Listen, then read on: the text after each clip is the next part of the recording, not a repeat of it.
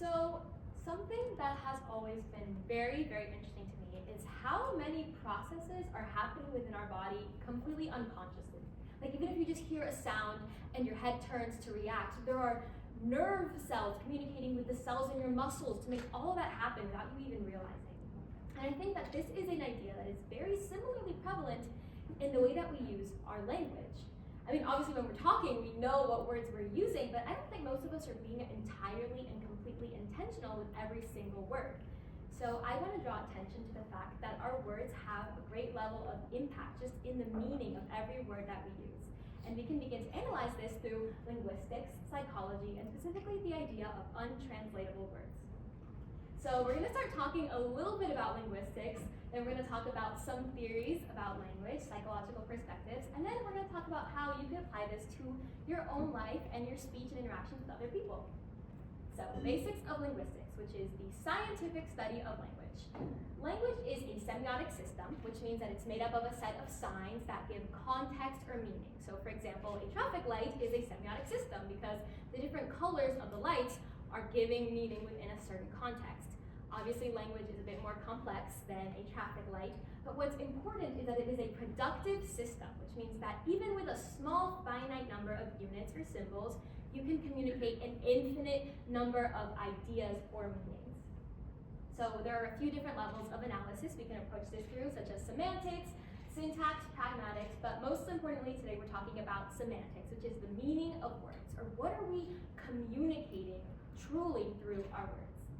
So there have been many people throughout history who have philosophized about language, talked about language, and some of these ideas are going to be prevalent to us today. The first person we're going to talk about is Ludwig Wittgenstein, who is a philosopher, and he believed that language was a reflection of humanity and humanity's limitations. So basically, if you don't have a word for something, you can't think it. All of our thought is completely based off of our language. This is a bit of an extreme idea, and it does somewhat relate to Safir and Whorf hypothesis, which is the other theory we're going to talk about. Safir and Whorf were two linguists, and they were also similarly interested in the idea that our language makes up the basis of our thought. So there are two levels for this theory. There's determinism and relativism. Determinism is like a really intense version of Safir and Whorf, which is the idea that language accounts and constrains for all language. So for example, Whorf was very interested in a group of people called the Hopi people. The Hopi people speak Hopi, and in Hopi there's no word for time. There are no words to categorize time, to define time, there's no tenses, no past, present, future, nothing. And so Whorf determined from this that they don't experience time whatsoever. He thought that only European people could experience the concept of time passing, that the Hopi people were just having this completely different human experience, which I'm sure we can all imagine was not true. Time is passing no matter where you are or what you speak, and through further research this was discredited. But it did give rise to the idea of linguistic relativism, which is this like watered down version of Safir-Whorf, that our language influences or shapes the way we perceive the world and develop thought.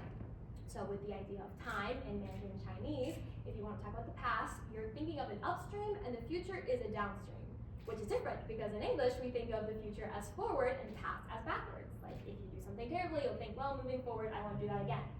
So this goes to show how our languages and the way they're structured and the words that we have begin to form how we conceptualize things and how we begin to start thinking about things. And this is where we come to the idea of untranslatable words, which are words that exist within a certain language or culture and have a really specific meaning that no other language seems to have a word for. And there's some really interesting ones out there. There are lists of hundreds of words that researchers have gone out and discovered. And by looking at these words, we get sort of this little glimpse into a certain culture and how they think, and it gives us access to this whole new perspective. So here are some words that I think are really interesting. Here our first one is called Ixwarpuk. I don't know if that was the correct pronunciation, but it is an Inuit word that means the feeling of anticipation when you're waiting for someone to arrive, which is a feeling that I'm sure all of us have felt many times in our lives, but maybe didn't have a word to verbalize.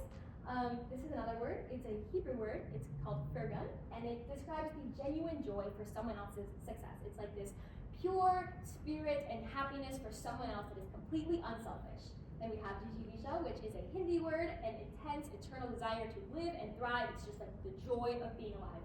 Boya, this is an Urdu word, a moment of complete suspension of disbelief through storytelling. And komurabi, this is a Japanese word which says the word to describe that sunlight filters through trees, which is interesting because we have a word for sunlight. This is a word, an additional word to describe sunlight in a specific state, and not even like a chemically changed state, like a visual state. So that's really interesting. We don't have a lot of words that just describe a certain image with one idea. This is why we can explore these different languages and these different cultures and how they think, because they have these tools. These words are these tools which begin to construct higher complex thoughts. And we can also learn from this and think about how are we constructing our thoughts out of the words that we have access to.